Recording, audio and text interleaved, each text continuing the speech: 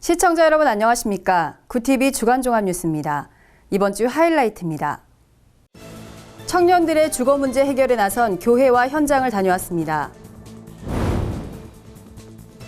입학 시즌을 맞아 대학가에 성행하는 이단 대처 방법을 알아봤습니다. 이슬람 혐오와 공포가 확산되는 가운데 크리스천의 올바른 대응 자세를 짚어봅니다. 구TV 선교방송 회원교회 성남 샬롬교회를 소개합니다. 지역교회가 연합해 선한 사역을 이어가는 정릉지역 교회협의회를 다녀왔습니다. 첫 소식입니다. 통계에 따르면 수도권 원룸에 사는 대학생들이 월세로 내는 돈은 평균 42만 원입니다. 고정 수입이 없는 학생들에겐 꽤 부담되는 금액인데요. 대학생 주거 문제를 해결하기 위해 발벗고 나선 교회와 크리스천들이 있어 만나봤습니다. 정원희 기자입니다. 대학 밀집 지역인 서울 마포구. 이곳에 위치한 서현교회는 지난 2005년부터 교회 앞 건물 2채를 매입해 학사관으로 운영하고 있습니다. 이곳에 거주하는 학생은 남녀를 합해 총 50여 명으로 모두 지방에서 대학 생활을 위해 올라온 청년들입니다. 갈수록 높아지는 임대료로 많은 대학생들이 고통받고 있지만 이들은 매달 전기세, 가스비 등 기본적인 공과금만 부담하고 있습니다.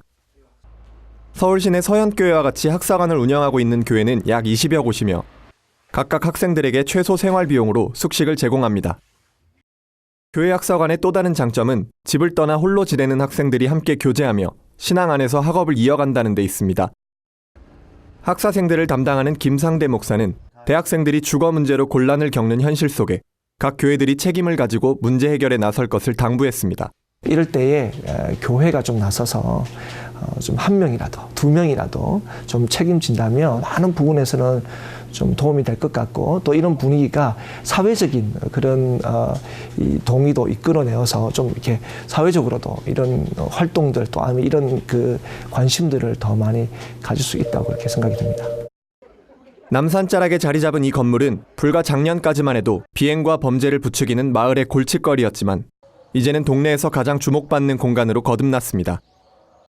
건축가인 박현진 소장은 공사 중단으로 몇 년째 방치되다시피 하던 건물을 매입해 청년들을 위한 쉐어하우스로 꾸미고 있습니다. 빈부 격차가 너무 심한 지금 현재 상태에서 청년들뿐만 아니라 그 가난한 사람들의 주거 환경에 대한 이제 직업이 건축가이다 보니까 그런 데 대한 관심을 안 가질 수가 없었고 계속 그런 마음을 하나님이 계속 주셔서 제가 어떻게 도울 수 있을지. 지난해 서울시 빈집 살리기 프로젝트에 참여하며 대학생 주거 문제의 심각성을 다시 한번 깨닫게 됐다는 그는 앞으로 이 공간을 청년들에게 저렴한 가격으로 제공할 계획입니다. 박 소장은 또한 단순히 물질적 부담을 덜어주는 차원이 아닌 인생 선배로서 청년들이 신앙 안의 꿈을 이뤄나갈 수 있도록 돕고 싶다고 밝혔습니다. 저뿐만 아니라 각각의 전문 분야든 또 일반적인 분야든 이런 마음들이 좀 많이 모였으면 좋겠어요. 그래서 공간도 나누고 꿈도 나누고 그런 전문적인 영역도 같이 나누는 진정한 쉐어하우스가 될 수 있는. 오늘날 청년들이 우리 사회 새로운 약자로 자리 잡은 상황에서 약자를 돕고 보듬어야 할 한국교회와 크리스천들의 보다 적극적인 관심이 요구되고 있습니다. 구TV 뉴스 정원입니다. 새학기를 맞아 이단이 성행하는 곳이 있습니다. 바로 대학가입니다. 정확한 정보가 없는 새내기 대학생의 경우 이단에 속아 어려움을 겪게 되는데요. 이단들의 특징을 파악하고 공동 대처하는 것이 필요해 보입니다. 김준수 기자입니다. 싱그러운 봄의 기운을 만끽하는 3월. 이제 막 대학에 입학한 새내기 학생들의 발걸음도 가볍습니다. 하지만 대학가는 활개치는 이단들로 몸살을 앓고 있습니다. 협박이나 미행도 마다하지 않는 이단을 개별적으로 대처하기에는 어려움이 많습니다. 인하대 기독학생연합은 지속적인 정보 공유와 공동 대처로 이단 예방에 힘써온 사례로 주목할 만합니다. 인하대 기독학생연합 회장으로 활동했던 박종찬 씨는 캠퍼스에서 이단들의 활동에 공동으로 대처하는 게 가장 효과적인 방법이라며 수시로 이단들의 정보를 공유하고 이단 피해자나 탈퇴자들의 정보를 활용해야 한다고 말했습니다. 이단 문제는 이제 각계 전투를 하면은 상당히 좀 어렵다라는 생각을 합니다. 그래서 좀 기독학생 연합 차원으로 서로 이제 정보도 공유하고 또 동아리 연합회, 그리고 학생회, 학생지원처 이런 기관들과 협력을 해서 대처를 하는 게 좋다고 봅니다. 학원 보그마 협의회 차병호 간사도 대학교에서 만나는 사람 중에 이단이 있을 수 있다는 가능성을 배제해서는 안 된다면서 검증되지 못한 곳에서 하는 성경 공부는 피해야 한다고 강조했습니다.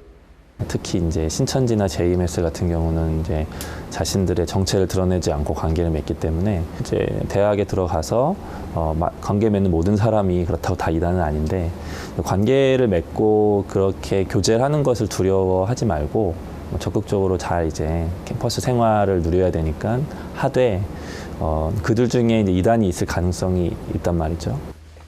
대학가에서 활동하는 이단 단체의 특징과 포교 방법을 알면 이단이 접근할 때 미혹당하는 일을 예방할 수 있습니다.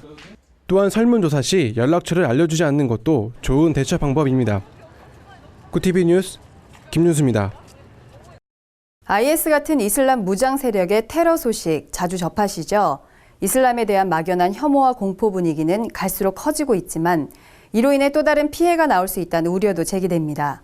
이슬람 문제를 대하는 그리스도인의 올바른 자세, 김정현 기자가 짚어봤습니다. 최근 크리스천들 사이에서 스마트폰 메신저를 통해 아프가니스탄에서 이슬람에 의해 22명의 선교사들이 처형될 것이라는 메시지가 빠르게 퍼졌습니다. 또한 전북 익산의 할랄 단지가 완공되면 3년 안에 100만 명의 이슬람 지도자가 국내에 들어올 것이라는 소문이 SNS 등을 통해 떠돌기도 했습니다. 이 두 가지 소문은 과장됐거나 사실이 아니었습니다. 지금 우리 교회와 사회에는 이슬람에 대한 공포, 이른바 이슬람 포비아가 급격하게 커지고 있습니다. 문제는 공포심을 조장하는 소문의 근원지가 교회나 크리스천인 경우도 많다는 것입니다. 인터서브 코리아 소속 사역자이자 중동 전문가인 김동문 선교사는 확인되지 않은 소문으로 이슬람에 대한 과도한 공포심을 갖는 것은 옳지 않다고 지적합니다. 모든 무슬림을 잠재적 테러리스트로 간주하는 등 또 다른 피해로 이어질 수 있기 때문입니다. 17억의 무슬림들은 같은 집단도 아니고 같은 나라 출신도 아니고 같은 인종도 아니고 같은 이념을 갖고 있지도 않은 사람들을 뭉뚱그려서 그들 모두를 매도하는 것이 과연 정당한 것인가? 크리스천들이 이런 소문을 분별하고 이슬람을 올바로 알기 위해서는 어떻게 해야 할까? 먼저 이슬람에 관한 정보를 접했을 때 반드시 출처를 확인해야 합니다. 인터넷이나 SNS 등을 통해 공유되는 내용은 왜곡의 가능성이 있기 때문입니다. 또한 소문에 대해 주관적 의견이 아닌 뒷받침할 근거와 객관적 정보를 확인해야 합니다. 조금 속도를 늦춰서 사실을 확인하는 자세가 필요하다. 무슬림은 똑같아 라고 몰고 나가는 것은 이건 집단적인 무지의 행동인데 그것에 대한 일반화의 오류는 좀 피할 필요가 있다. 지금 한국 교회가 이슬람에 대한 막연한 선입견으로 과도한 공포를 조장하는 것은 아닌지 뒤돌아봐야 할 때입니다. 구티비 뉴스 김정은입니다. 구티비 선교방송 회원교회를 찾아가는 시간입니다. 이번 주 소개할 회원교회는 경기도 성남에 위치한 샬롬교회입니다. 방송에서 탤런트 차인표 씨가 멘토라고 소개하며 대중에게도 잘 알려진 목사님이시죠. 루게릭병으로 거동이 불편함에도 장애인의 아픔을 보듬고 있는 김정아 목사와 성도들을 만났습니다. 김준수 기자입니다. 성남시 수정구에는 이웃들의 관심이 필요한 1, 2급 중증장애를 가진 사람들이 700여 명에 달합니다.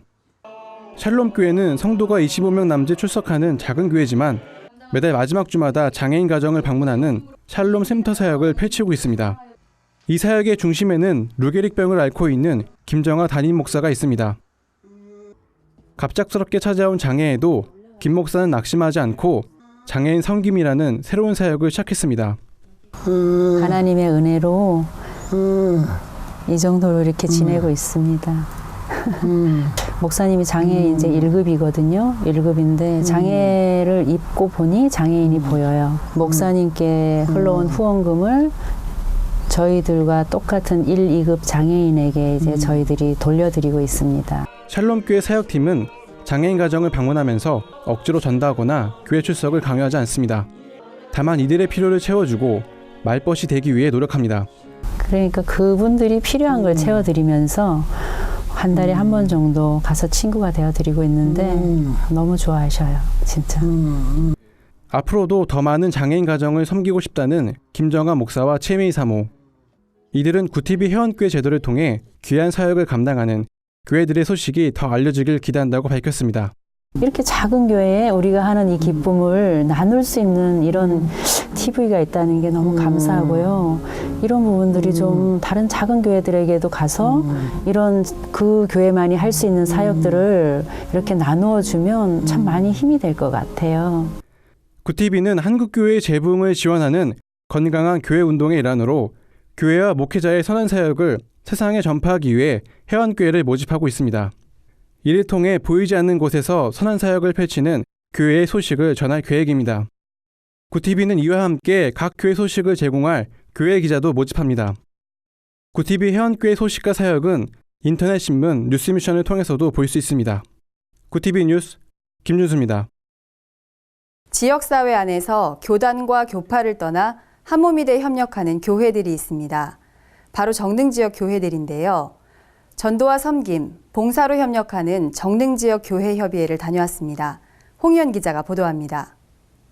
각기 다른 교단 소속 60여 교회들이 더불어 살아가자는 모토로 함께한 지 어느덧 20년. 같은 지역 목회자들이 서로 기도하고 교제하는 가운데 오늘에까지 이르게 됐습니다. 우리 지역의 목사님들이 서로 알게 되고 서로 위해서 기도하고, 그러니까 서로 교회와 그 교회 간에 무슨 다툼이나 이런 건 없습니다. 서울 성북구는 한때 크리스천 구청장을 중심으로 교회 연합 모임이 활발히 진행됐습니다. 하지만 타 종교계의 반발 때문에 여러 모임이 활동을 중단한 상태입니다. 윤종관 목사는 그때 만들어진 모임들이 이어졌다면 지역 복음화율이 높아졌을 것이라며 주의 복음을 전하고 지역을 섬기는 데 더욱 헌신하겠다고 말했습니다. 같은 그 목적을 가지고 복음을 전하는 거니까 같이 서로 공동으로 의논해가지고 협력할 것을 협력하면서 지역의 어려운 가정 같은 데를 교회가 힘을 모아서 함께 돕기도 하고. 정릉교협은 부활절 연합예배와 이웃교회 전도협력 등 다양한 사역을 펼쳐왔습니다. 올해는 특히 지역 봉사활동과 소외된 이웃을 섬기는 사역에 힘쓸 계획입니다. 구티비 뉴스 홍우현입니다. 이어서 한 주간 분야별 주요 뉴스를 정원희 기자와 김지성 기자가 전해드립니다.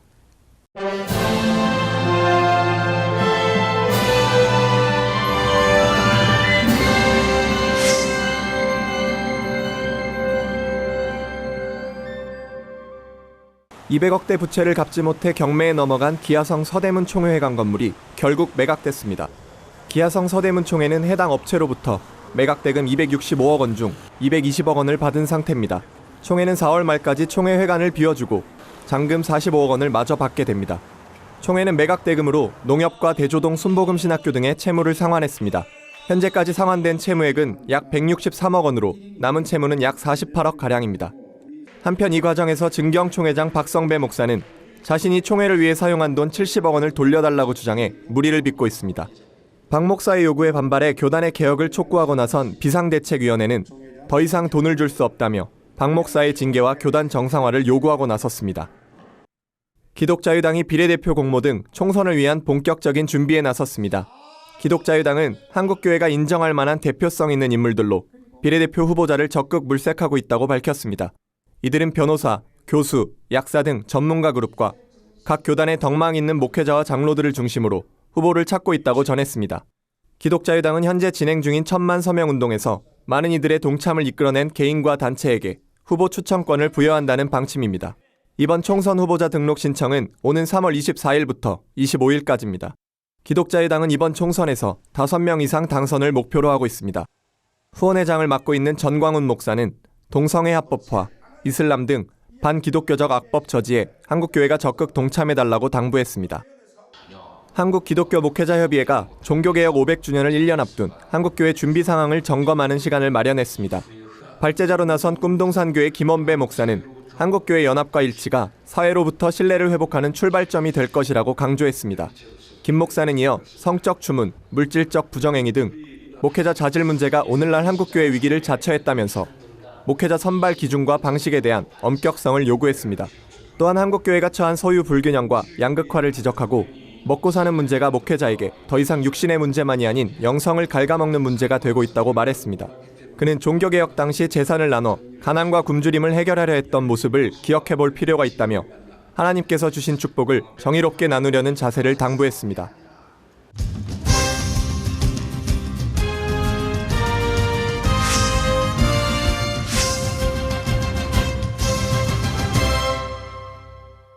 크리스천들이 모여 신앙을 나누고 조용히 묵상할 수 있는 공간이 있습니다. 서울 관악구 봉천동에 위치한 소금센터는 청소년부터 장년까지 모든 사람에게 열려 있으며 문화사역자들의 모임 장소로도 활용됩니다. 소금센터 대표 신경재 씨는 세상에 소금이 돼야 할 크리스천들이 짠맛을 잃어버린 것 같다며 소금센터를 통해 신앙을 회복하고 다시 그 역할을 감당할 수 있기 바란다고 말했습니다. 신 대표는 특히 한국교회 문화사역이 좀 더 활발히 전개돼야 다음 세대를 이끌어낼 수 있다며 교단과 교회들이 나서 문화사역자들을 지원하고 새로운 사역자를 길러내야 한다고 지적했습니다.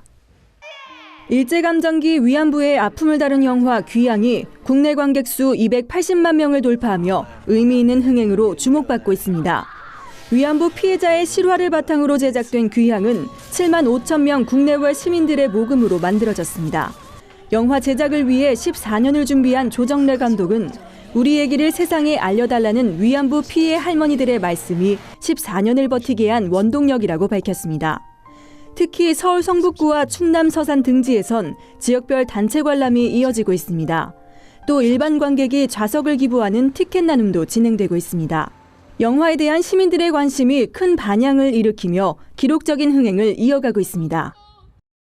청현제의 캘리그라피 문화선교회가 양화진과 합정역 일대에서 부활절 기념 제5회 청현제의 캘리그라피 말씀 깃발전을 개최합니다. 오는 18일부터 31일까지 양화진과 합정역 일대 도로가로 등과 서울 메트로 합정역에선 200여 개의 말씀 깃발을 묵상할 수 있습니다. 특히 기독교에서 가장 큰 절기인 부활절, 선교 현장인 양화진과 합정역 일대에서 말씀 깃발절을 진행해 더욱 의미가 있습니다. 임동규 회장은 하나님 말씀이 적힌 깃발을 교회와 우리 주변 도로에서 눈과 마음으로 묵상할 수 있도록 기획했다고 전했습니다. 부활절 말씀 깃발 콘텐츠를 원하는 교회와 단체는 3월 31일까지 청현제의 홈페이지를 통해 무료로 다운로드 받을 수 있습니다. 이상으로 뉴스를 마칩니다. 구TV 주간종합 뉴스는 인터넷 신문 뉴스 미션을 통해서도 보실 수 있습니다. 시청해주신 여러분 고맙습니다.